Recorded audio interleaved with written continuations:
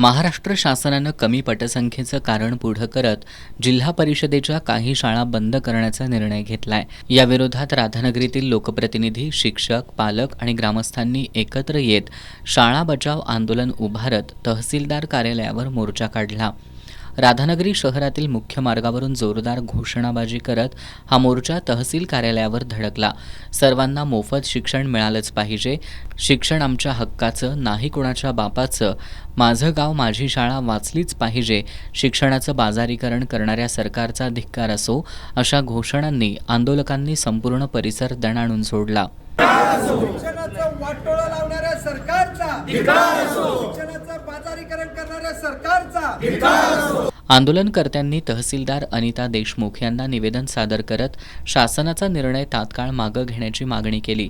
ग्रामीण भागातील विद्यार्थ्यांच्या भवितव्याशी संबंधित असलेला हा निर्णय अन्यायकारक आहे। दुर्गम भागातील मुलांना लांबच्या शाळेत जावं लागल्यास शिक्षणावर गंभीर परिणाम होईल। विशेषतः लहान मुलींच्या शिक्षणात अडथळे निर्माण होतील। कमी पटसंख्या हा शाळा बंद करण्याचा निकष ठरू शकत नसल्याचं शिक्षण समितीचे माजी सभापती आणि विद्यमान जिल्हा परिषद सदस्य अभिजित तायशेटे यांनी सांगितलं। एकीकडे परदेशात शिक्षणावर 15% खर्च केला जातो, तर महाराष्ट्रात अवघा 2.5 ते 3% खर्च केला जातो। ही अत्यंत लाजिरवाणी बाब आहे।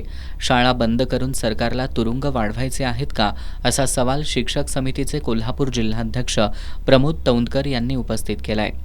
गोरगरिबांचं शिक्षण संपवणं हा एकमेव कार्यक्रम सध्याचा शासनाचा सुरू आहे आणि म्हणूनच ही शिक्षण यात्रा सुरू आहे। म्हणजे 2.50 वरती शिक्षणाचा खर्च संपूर्ण जगामध्ये एकमेव आमचा देश करतो आहे। म्हणजे इंग्लंडमध्ये तुम्ही गेला तर अनलिमिटेड खर्च केला जातोय। फिनलंड सारखा देश 1970 पासून खर्च शिक्षणावरती करतोय, आज जगामधला हॅपीएस्ट देश म्हणून, आणि तिथले तुरुंग कमी झालेले आहेत। मग आम्हाला प्रश्न पडतो की सरकारला शाळा बंद करून तुरुंग वाढवायचे आहेत का? ज्या देशामधले शाळा बंद झाल्या तिथं तुरुंगांची संख्या वाढली, आणि म्हणून गोरगरिबांची लेकरं, राजेंद्र भारुड सारखा एक IAS ऑफिसर एका पाड्यामध्ये शिकला, त्या पाड्यामध्ये तिची शाळा होती म्हणून तो राजेंद्र भारुड तयार झाला।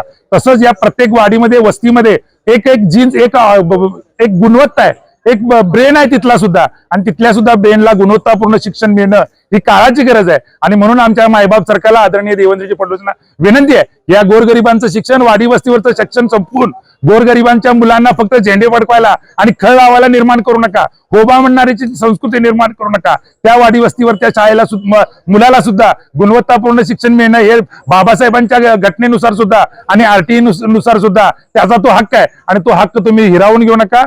ग्रामीण भागातल्या शाळा या केवळ शिक्षण देणाऱ्या संस्था नाहीत, तर त्या सामाजिक सांस्कृतिक विकासाच्या केंद्रबिंदू आहेत।